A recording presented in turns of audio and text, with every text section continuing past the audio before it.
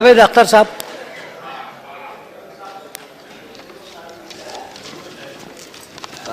शुक्रिया चेयरमैन साहब। अच्छा वक्त बुरा वक्त कैसा भी वक्त हो गुजर जाता है। तो ये 6 साल भी गुजर गए और ऐसे गुजरे कि लगा कि मैंने 6 बार आंखें झपकाई हैं, इतनी तेज़ी से निकल गए। लेकिन इस तेज़ी में भी जो कुछ देखने को मुझे मिला वो मैं ज़िंदगी भर अपने दिल में अपने जहन में संभाल के रखूँगा। वो बड़ी कीमती चीज़ है। मैंने यहाँ लीडर ऑफ द ऑपोजिशन और उसके बाद leader of the house Shri Arun Jaitley की स्कॉलरली स्पीचेस सुनी। मैंने यहाँ चिदम्बरम साहब और कपिल सिब्बल साहब का इनके साथ डिबेट सुनी। मैंने यहाँ बिंद्रा करात और सीताराम येचूरी की पैशनेट और लॉजिकल तकरीरें सुनी। मैंने यहाँ श्री रविशंकर प्रसाद के विट को देखा। यहाँ राम गोपाल यादव साहब जो सख्त से सख्त बात नर्म से नर्म लहजे में कह सकते हैं, उनकी बातें सुनी। और भी सुनता, लेकिन मुझे एक किस्सा याद आ रहा है। मजाज उर्दू के एक बहुत बड़े शायर थे और उनका सेंस ऑफ ह्यूमर भी बहुत मशहूर था। तो वो कश्मीर गए तो पहली बार किसी मुशायरे में, तो वहाँ किसी ने पूछा कि मजाज साहब आप पहली बार आए, यहाँ के कुदरती नज़ारे देखे आप, कैसे लगे? कल भाई बहुत अच्छे लगे, और ये बीच में पहाड़ वहाड़ आ गए वरना और भी दिखाई देते। तो यही कह सकता हूँ कि बीच में बहुत सारे एडजॉर्नमेंट आ गए थे, वरना और भी तकरीरें सुन लेता। लेकिन खैर जितना सुना वो भी काफ़ी था। अब क्या फ़ायदा, मैं तो आपकी तारीफ कर चुका। जब ना रहे तो बेहतर। यहाँ जब मैं आया था तो एक ख़ास मकसद, एक ख़ास लक्ष्य लेके आया था। कुछ राइटर्स की, कंपोज़र्स के प्रॉब्लम थे इस मुल्क में कॉपीराइट के, और वही दुख लेके मैं आया था।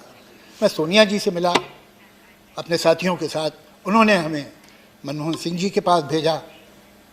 उन्होंने भी सुना तो उन पर भी उतना ही असर हुआ जितना सोनिया जी पे हुआ था। मनमोहन सिंह जी ने कहा कि देखिए हम आपका साथ ज़रूर देंगे, लेकिन आप अपोजिशन से, ख़ासतौर से बीजेपी से बात कर लीजिए, उनके बगैर आपका काम नहीं हो पाए। तो हम अरुण जेटली साहब के पास गए और मुझे थोड़ी हैरत भी हुई, खुशी भी हुई कि बहुत हद तक तो हमारा प्रॉब्लम जानते ही थे, लेकिन थोड़ी डिटेल हमने और दी। और जिस तरह उन्होंने रिएक्ट किया, उस दिन मुझे मालूम हुआ कि ये काम हो जाएगा। लेकिन ये बात मुझे बड़ी अच्छी लगी मनमोहन जी की, कि उन्होंने कहा कि अपोजिशन से कर लीजिए, उनके बगैर नहीं होगा। ऐसा ही होना चाहिए। देखिए सरकारें तो उन मुल्कों में भी होती हैं जहाँ डिक्टेटरशिप है, सरकारें तो वहाँ भी होती हैं जहाँ शेखडम से और बादशाहते हैं। लेकिन डेमोक्रेसी में और इन हुकूमतों में फ़र्क क्या है? वहाँ सिर्फ सरकार होती है, यहाँ सरकार और अपोजिशन दोनों होते हैं। और सही किसी ने कहा है कि चमन में इख्तिलाते रंग बू से बात बनती है, कि खुशबू और रंग से मिल के चमन में बात बनती है। चमन में इख्तिलाते रंग बू से बात बनती है। हम ही हम हैं तो क्या हम हैं, तुम ही तुम हो तो क्या तुम।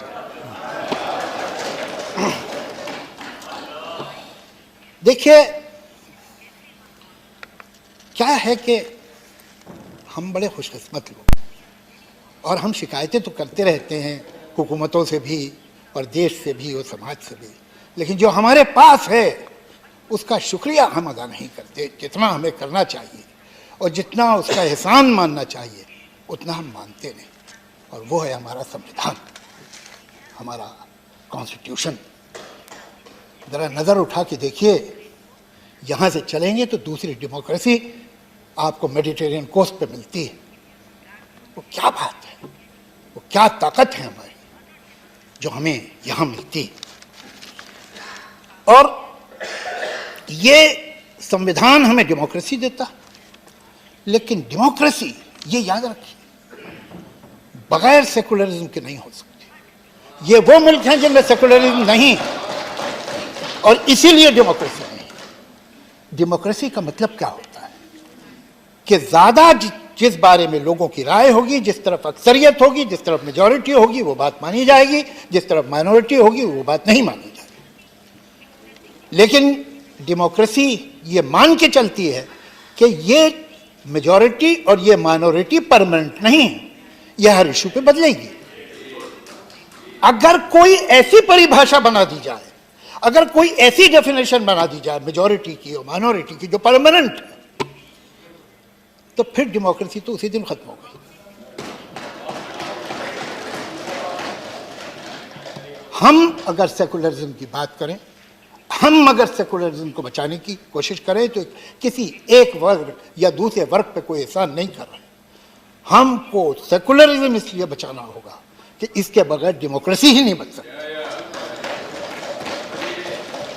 लेकिन मैं ऐसा विश्वास रखता हूं कि हमारे देश में बहुत बड़ा अचीवमेंट है, हमारे बहुत से अचीवमेंट। हम जब आज़ाद हुए तो शायद सुई बनाने के काबिल नहीं थे, आज हम एक इंडस्ट्रियल कंट्री हैं, बहुत बड़ी पावर है, बहुत बड़े अचीवमेंट्स हैं हमारे। शायद इससे भी ज़्यादा हो सकते थे, लेकिन जितने हुए वो भी बहुत थे। लेकिन सबसे बड़ा अचीवमेंट ये है कि हमने अपनी ज़मीन की धरती में जनतंत्र को उतार दिया। उसकी जड़ें इतनी गहरी हैं कि उखड़ नहीं सकती हैं, ये मुमकिन नहीं। ये बहुत बड़ा तोहफा है जो हमारे बुजुर्गों ने हमें दिया है। और एक तरफ ये डेमोक्रेसी, एक तरफ ये कमाल का संविधान, और दूसरी तरफ एक ऐसा मुल्क, एक ऐसी आबादी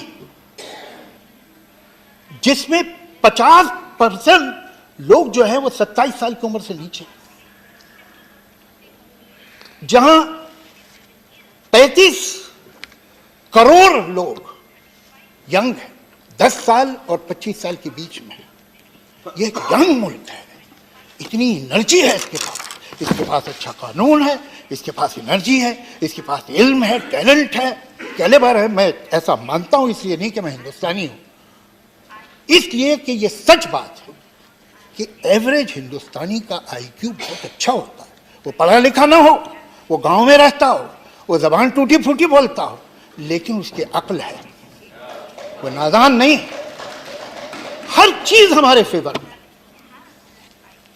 तो फिर क्या वजह है कि आज दुनिया के सबसे ज्यादा बेरोजगार हमारे मुल्क में? क्या वजह है कि दुनिया के सबसे ज्यादा टीबी के मरीज हमारे मुल्क में? क्या वजह है कि दुनिया का हर 5वां बच्चा जो 5 बरस की उम्र से पहले मरता है वो हिंदुस्तानी होता है? क्या वजह है कि हर साल एक कैलेंडर ईयर में 50,000 औरतें माइनर प्रेगनेंसी के कॉम्प्लिकेशन की वजह से मर जाती हैं? हमें ये सोचना होगा।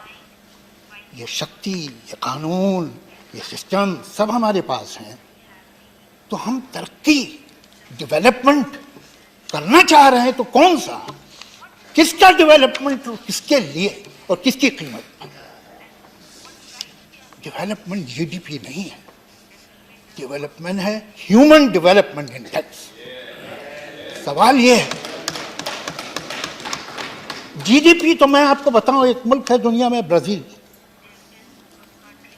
जहां दुनिया की तीसरी सबसे बड़ी प्राइवेट प्लेन्स की फ्लीट है और उनकी 1/3 आबादी पावर्टी लाइन के नीचे। ये हमें अपने देश में नहीं देखना। मैं ऐसा विश्वास रखता हूं कि कोई भी पार्टी हो, वो तो चाहती तो यही है कि इस देश का भला हो।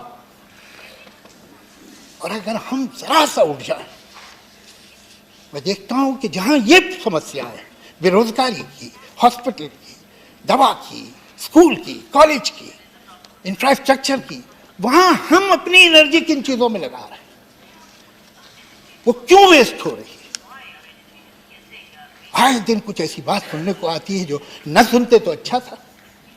अभी 2-3 दिन पहले एक साहब है जिन्हें ख्याल हो गया कि वो नेशनल लीडर है, हालांकि हकीकत यह है कि वो हिंदुस्तान की एक स्टेट आंध्रा, कि एक शहर हैदराबाद, कि एक शहर, उस शहर के मोहल्ले के लीडर है। उन्होंने ये कहा कि वो भारत माता की जय नहीं कहना चाहते, नहीं कहेंगे, इसलिए कि संविधान उन्हें नहीं कहता, संविधान तो उन्हें शेरवानी पहनने को भी नहीं कहता और टोपी लगाने को भी नहीं कहता।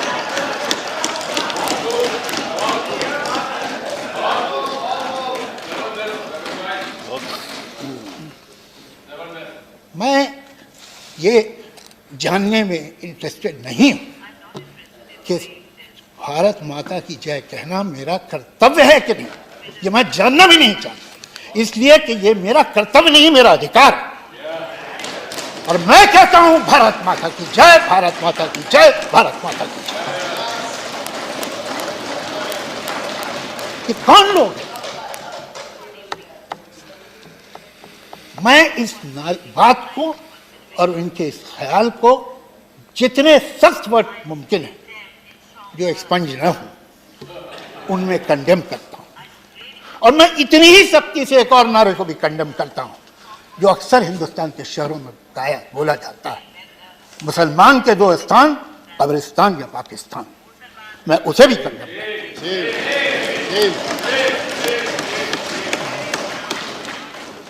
अब हम रुक नहीं सकते, वक्त रुकता नहीं, या तो हम आगे जाएंगे या पीछे जाएंगे। हमें फैसला करना है। हम इस दोराहे पे जिन मुल्कों में, जिन समाजों में अक्लमंद वो है जो तजुर्बे से सीखे, लेकिन उससे ज्यादा अक्लमंद वो है जो दूसरे के तजुर्बे से सीखे। देख लीजिए जिन मुल्कों में धर्म का बड़ा बोलाबाला है, जिन मुल्कों में ये यकीन है कि गुजरा हुआ जमाना बड़ा अच्छा था, जिन मुल्कों में ये ख्याल है कि जो हम कह रहे हैं वही ठीक है, सब तेरे सिवा काफिर, आखिर इसका मतलब क्या, सर फिरा दे इंसान का ऐसे खपते मजहब क्या। जिन मुल्कों में ये खपत, वो कहाँ गए?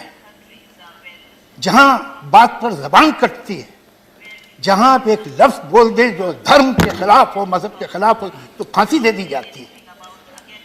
वो मुल्क हमारी मिसाल बनने चाहिए, या वो कि जहां हर तरह की आजादी, जहां last temptation of Jesus Christ भी बन सकता है।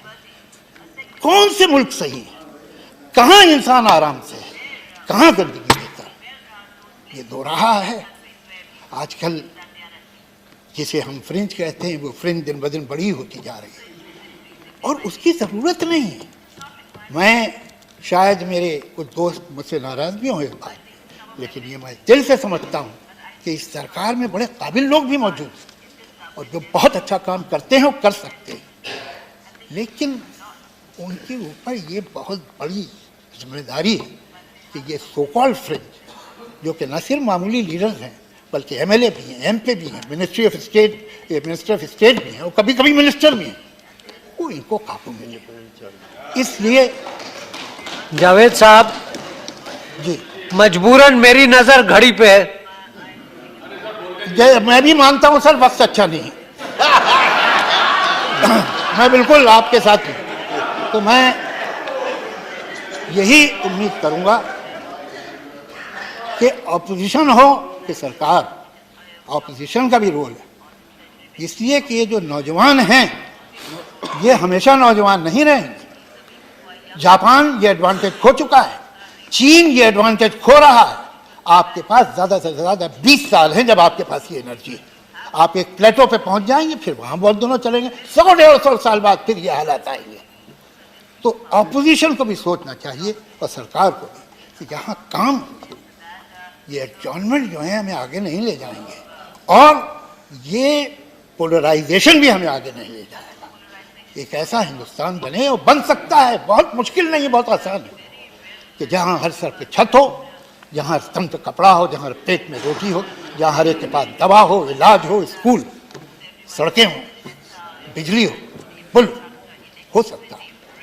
जरा सा बस अगले इलेक्शन की परवाह बंद कर दे आदमी और सब कुछ हो जाएगा।